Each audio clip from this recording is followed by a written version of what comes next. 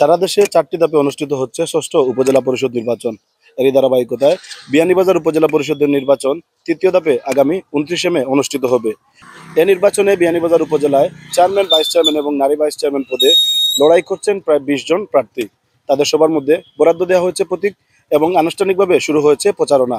আমরা জনগণের কাছ থেকে একটু জানার চেষ্টা করব বিয়ানীবাজার উপজেলা পরিষদের 29 মের যে নির্বাচন, সেই নির্বাচনে চেয়ারম্যান পদে এবং ভাইস চেয়ারম্যান পদে এবং নারী ভাইস চেয়ারম্যান পদে কাদেরকে চাচ্ছেন বিয়ানীবাজারবাসী।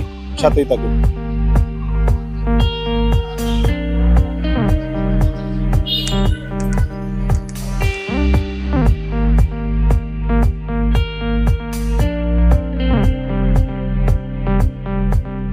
আমরা আর কি বলবো, আমরা তো ভোট দিয়া কষ্ট কইরা চেয়ারম্যান বানাই, কিন্তু এখন দেখা যায় আমরা দুই ভাইয়ে মাইল লাগছে, চেয়ারম্যান এক ভাইয়ের পক্ষ হইয়া আসছে।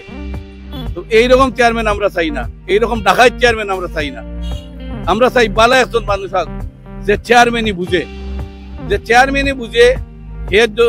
চেয়ারম্যানের যোগ্যতা আছে, হে পাস করুক, তারে সবে ভোট দেওয়া হোক।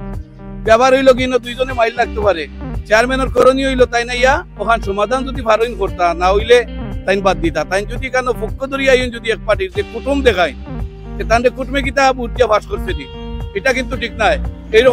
এইরকম মন মানসিকতা লইয়া কেউ চেয়ারম্যান দায়িত্ব না দে। আমরা চাই বালা একজন মানুষ হোক, যোগ্যতা যার আছে চেয়ারম্যান ওলাখান একজন মানুষ হোক, এটা আমরা কামনা। আর চেয়ারম্যান বালা সম্মানে দামি হইতো যে আমরা কামকাজ করা হইতো, উন্নয়ন করা হইতো।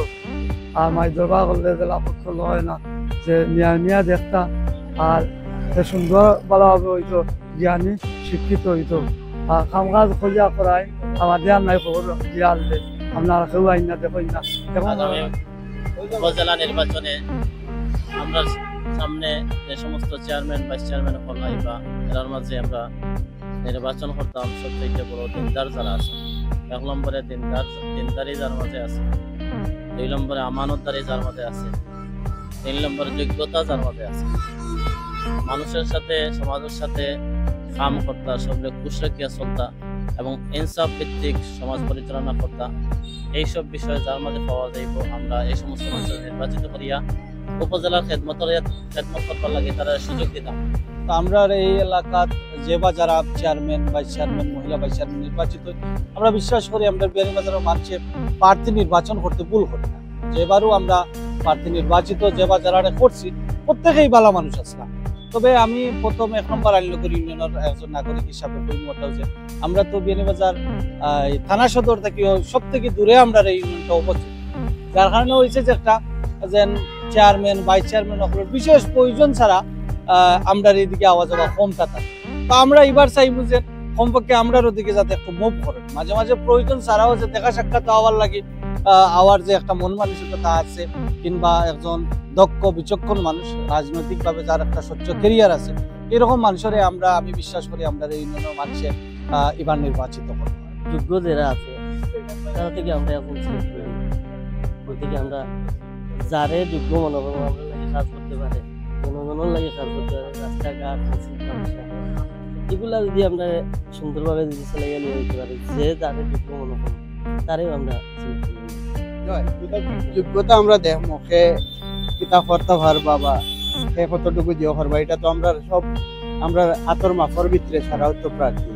তো ইনশাল্লাহ যোগ্যতা ব্যক্তি আমরা গোটা রাখলে ভোট দিয়া জয়যুক্ত করবা ইনশাল্লাহ। তো আমরা ইনশাল্লাহ রেজাল্ট পাইমু। প্রার্থী তো ওইটা গিয়া একজন যোগ্যতা সম্পন্ন মানুষ, তার শিক্ষাগত যোগ্যতা থাকতো, তার সামাজিক অবস্থান বালা থাকতো, তার প্রতিশ্রুতি করিয়া এগুলা পূরণ করার দুটা তানোর এইটা একটা ক্যাপাসিটি থাকতো, সরকারের সাথে তার গহরম মহরম বালা থাকতো।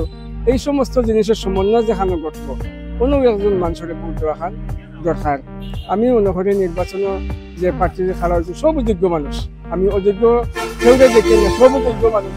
ভোটার ওই সমস্ত জিনিস দেখিয়া যাতে কোন প্রার্থীকে ভোট দিলে তার নির্বাচনী আদার প্রতিশ্রুতি রক্ষা করতে পারবা, তাই জনগণের কাজ করতে পারবা। আর একটা কথা যে নির্বাচনের আগে অনেক প্রতিশ্রুতি দেই, কিন্তু বাদে সরকারি ব্যবস্থা নাই, ওটা যেন হইতে পারেন না, যেন হইতা নাই, ওরা এখন প্রার্থী আমরা চাই। এবং আমরা চাই যে হলে এখন মানুষ পাশ করুক, যাতে জনগণের খাম খাদ আচার ব্যবহার সব কিছু মানুষে এখানেও পায়।